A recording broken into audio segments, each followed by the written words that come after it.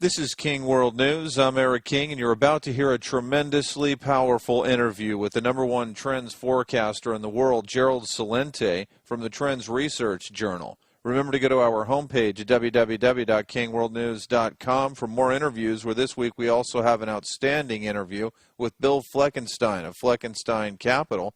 Also on the Gold Plus page, we have our exclusive weekly Metals Wrap with Ted Butler. And make sure to go each day to the KWN Daily Web, where we have the day's top videos, articles from across the world, and something to make you laugh. Joining us now is Gerald Celente, founder and director of the Trends Research Institute, author of Trends 2000 and Trend Tracking, and publisher of the Trends Journal. He has been forecasting trends since 1980 and recently called the collapse of 2009. Gerald, last time you were on King World News, we spent quite a bit of time talking about the elite bankers raping the American public. So I just want to jump right in with the latest attempt at their version of public relations, where you have Goldman Sachs and Warren Buffett giving $500 million in loans or whatnot to small businesses.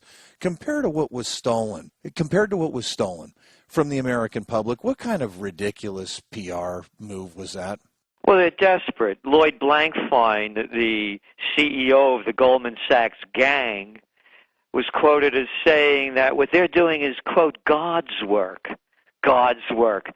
You know, you want to talk about blasphemy. How about that? And then he was also quoted when they tried to throw the $500 million little peanuts out there after collecting billions from we the people. They said that they had made terrible mistakes. What are these terrible mistakes? Are they criminal mistakes? Oh, no. Not when the white shoe boys do it. Only when the rest of us do it, then it's criminal act.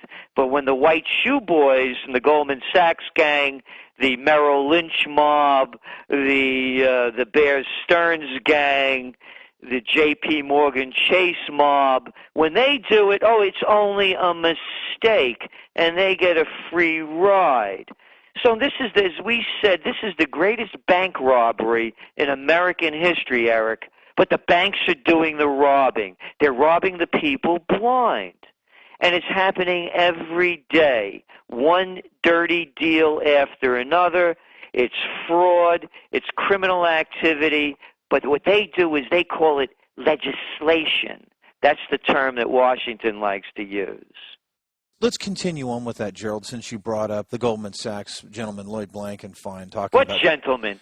I mean, why call him a gentleman? Why you can't... This is the point that I'm making. If the people's names on Wall Street were named Celente, Caruso, Mondavi, they call it the mafia. But this guy's a gentleman? What gentleman? He's a crook. The Goldman Sachs gangs are crooks. Let's put it in perspective, Eric. Remember what happened under the Don of the Goldman Sachs gang, Henry the Don Paulson, when he was Treasury Secretary under Bush. And, of course, he was the former CEO of Goldman Sachs.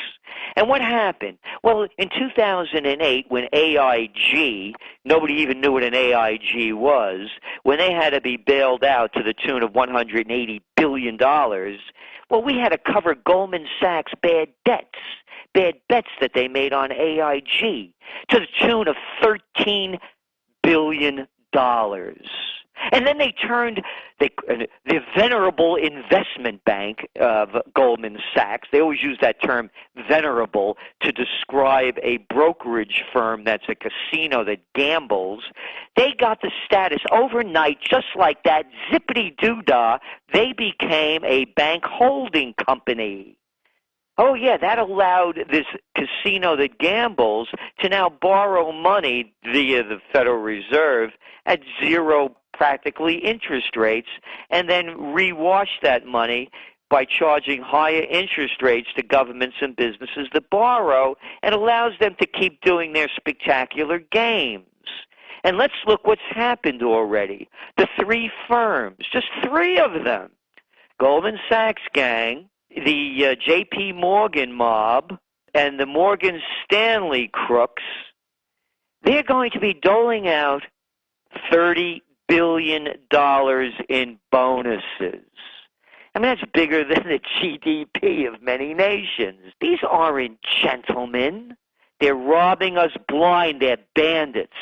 Well, this is from your Trends Journal, and then we'll keep it on the banks and all of these guys for a minute here. In the free market doctrine, there is no provision for government intervention in which losses are socialized, taking taxpayer money to rescue too big to fail companies and gains privatized from awarding executives billions in bonuses, end quote.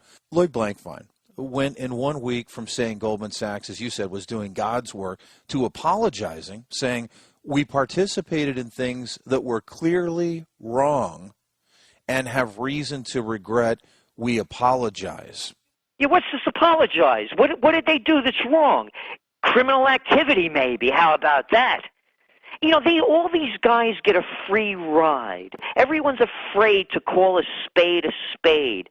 They could start wars for fake reasons. They could rob you blind, and it's an apology. The rest of us, you know, you run a red light. They got it on camera. And how about having 2 glasses of wine and you get a breathalyzer test?